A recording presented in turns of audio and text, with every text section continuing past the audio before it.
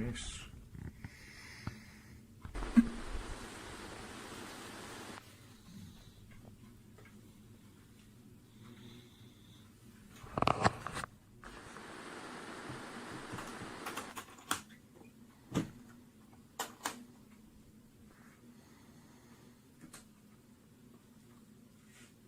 Ooh, wow.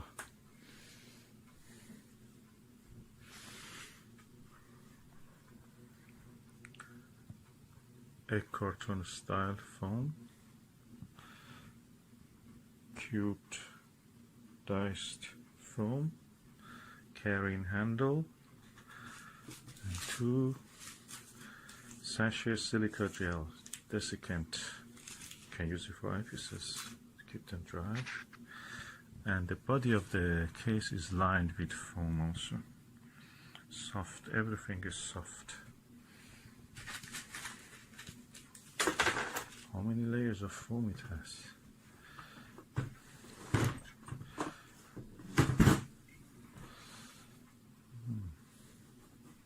Look, one big chunky layer of foam, elegant.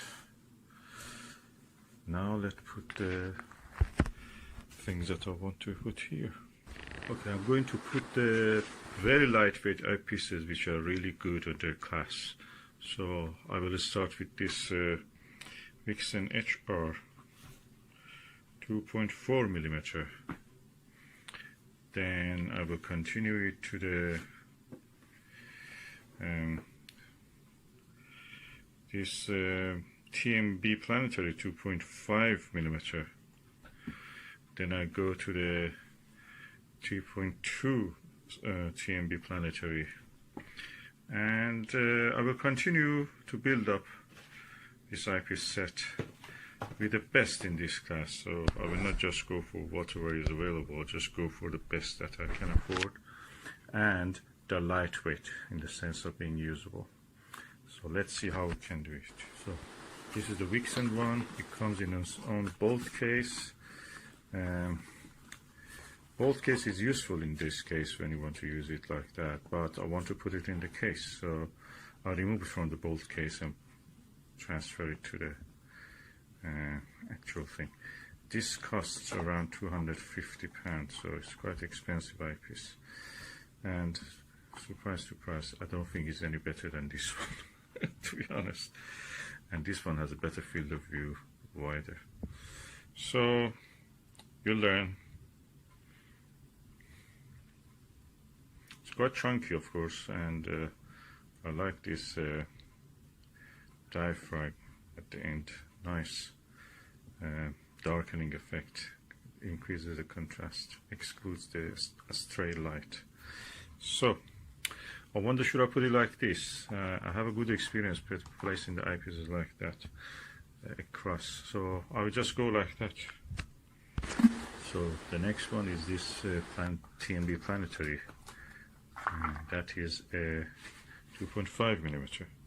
Really good. I can compare it with any other good eyepieces, especially in the Venus and the Mercury. That was brilliant. I could push it to the highest magnification with that eyepiece.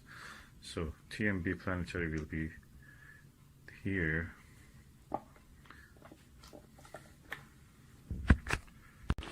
Then we come to this TMB Planetary 2.2 millimeter.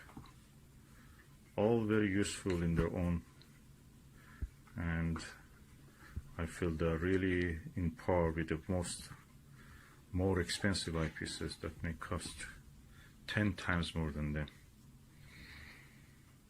Then you will be surprised to know that this very cheap orthoscopic 4.8 millimeter is really good. Really enjoyed using this, so I'm putting it here also.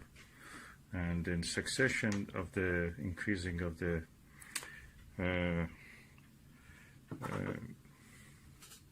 focal length and reduction in the power of magnification of the eyepiece, I'm going like that.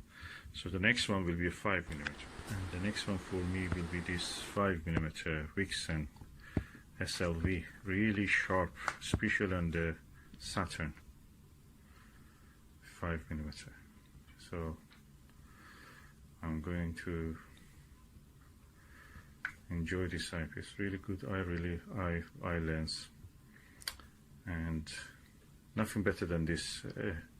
It punches above his weight, but the only problem is that it's like a Plossl extended, so field of view is 52 degrees, better than a Plossl, but not as wide as a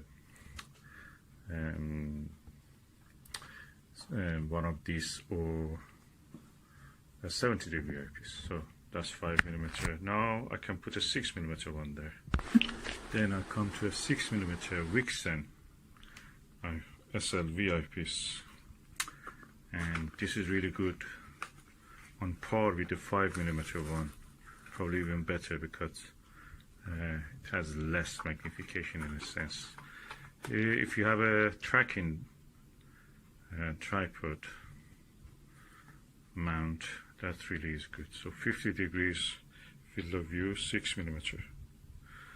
So I will place this here.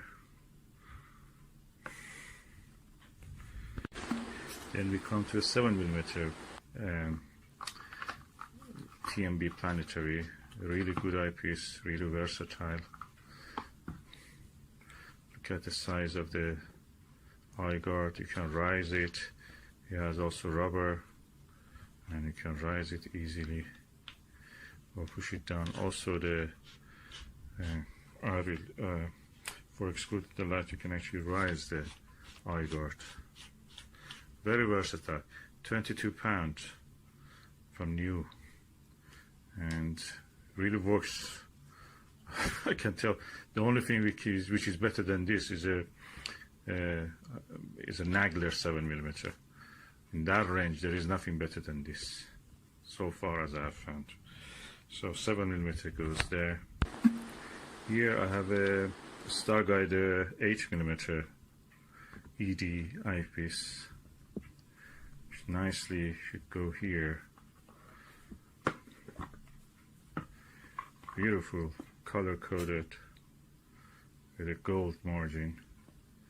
Big eye lens, and I think this is around 62 degrees field of view. Quite chunky, heavy, and nice field stop, and I like it. A very good value for money.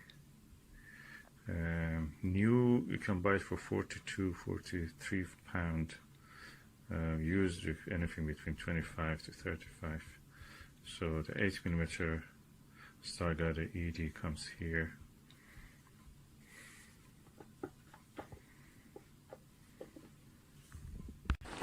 Then we come to 9mm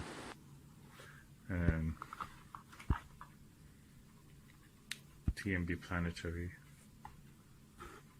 which again goes here. Very able, capable eyepiece. Let me show you the eye lens. Quite large and well designed and built. Mechanically superb, and optically also. So 9mm goes here.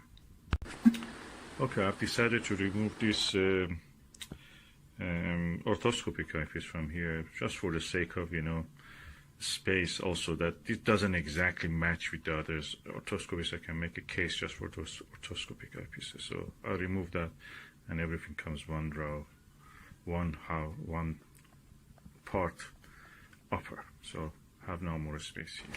Okay, I've decided between the 7 TMB and the 8 Starguider. Put my 7.5mm Takahashi LE, which is a nice eyepiece.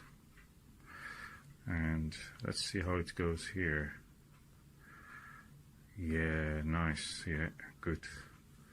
So that goes there. I want to have good quality, at the same time lightweight. Then I will have the 9, 12 and 12.5mm Takahashi LE. So let me just take this out. Yeah. So Takahashi LE comes here, 12.5mm. This way I'll be able to use it. When it is in the box, practically I tend not to use them. And here in this row, I bring the 18mm Takahashi LE eyepiece, which is a nice, good eyepiece. Bigger field of view than a orthoscopic. So far we have here 12 eyepieces, so I have a few more spaces here. Let me see what can I put there. Then we come to a big jump. From the 18mm we come to the 26mm. That's the Plossl 26mm, Celestron Silvertop, legendary. Is in the class of the eyepieces like Most Scientific RKA. Really good eyepiece, as you can see, and I will place it here. Then from 25 to 20, this is 26, sorry, I should say, correct myself. From 26, I don't have any eyepiece that actually fits in the 1.25 inch eyepiece holder. Maybe I have, but they're not very good, or I have too many of the 26mm. So, the next one for me, which is really useful and good, is this Televue 40mm Plossl, the easiest to look through, easiest for astrophotography, GG scoping, for holding a camera in front of an eyepiece. Really forgiving, and it's very sharp, I must say. It's one of the best eyepieces I've ever seen for planetary or wide field view. So for me, this 40mm comes here, and or probably I should put it like this against the others. So now we make the space for the eyepieces and see how they will be. So far, so good. I'll just take a picture before making a space. And how I'll make a space? Practically plucking the foams. They're connected with just one tiny bit, and then I will press them against it so they will hold down. I will show you the result. So what I'm doing is just pressing and separating these connections, these tiny bits here, this tiny, and I press them down. So what I'm doing, I just cut this connection, these tiny bits here, press them down, break them down, and then every time if I want to change the eyepiece, or if I don't want to have that eyepiece here, I can just pull them up. At the moment, that's fine. And the eyepiece goes here and stays there with the number facing upward. So I do for the rest of them also the same. Now the 5mm also snugly has been fitted there. Now we go to the 6, 7 and the rest. 6mm is also snugly fit. Now we go over the 7. Now the 7.5mm Takahashi. Such a tiny space it can fit. 4x2 diced cubes. So now if we go for the 8mm ED, 4mm ED is here, as you can see, and now fits snug. Nice. So I'll put the size upward. You can see the focal length. So far we have placed 8 of the eyepieces. Let's go and do the rest of them. The 9mm also snugly fits. I've decided to put a 40mm in this line with this bigger one. So Takahashi 18 and 12.5 goes with the 26mm Celestron in this space. I think that's a better use of the space. So let's do it. 12mm also has gone there. Now we go for the 40mm, which very nicely actually can fit here. Now this is the space for the Televue 40mm eyepiece. This kind of cap they make, they say, is made for 1.25 and 2 inch eyepiece. It's a bit weird, and I see a lot of people just replace it with the, I guess lost is loose most of the times. So people replace it with those yellow caps that somebody is selling them everywhere in the eBay even. So now this is placed. I go for the 26mm, 12.5mm and 18mm. but I've decided to put an 18mm here and the rest here. So let's do this. It's nice and snug. Now we put the 26mm here. Now this 26mm is sitting in this place, and then 12.5mm Takahashi. 12.5mm Takahashi went there, and now we can just say that this eyepiece case is almost done. I have 2 more spaces here. I may fill it with something else later.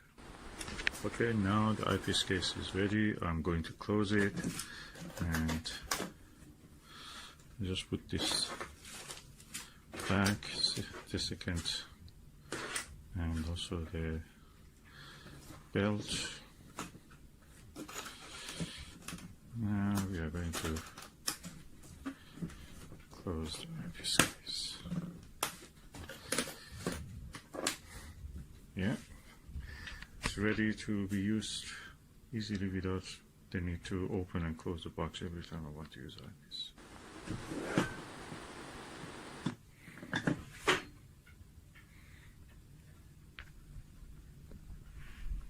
Okay, my purpose of making this box of this case of eyepieces was to have eyepieces that are in weight equal to each other, not very far. So the telescope that I'm going to use with will not be out of balance every time I change the eyepiece. So that's for this reason.